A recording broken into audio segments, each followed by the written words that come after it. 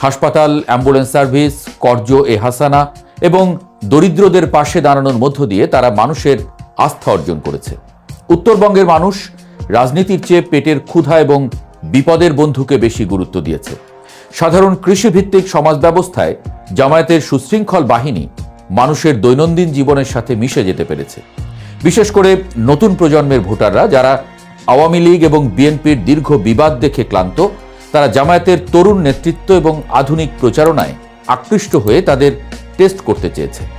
বগুড়া বা গাইবান্ধার মতো এলাকাগুলোতে জামায়াতের এই বাম্পার ফলন মূলত তাদের দীর্ঘমেয়াদী নীরব সাংগঠনিক কাজেরই একটা সুফল।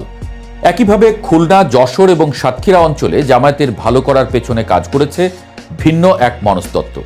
সাতক্ষীরা এবং এর আশেপাশের এলাকাগুলো জামায়াতের ঐতিহ্যবাহী দুর্গ হিসেবে পরিচিত।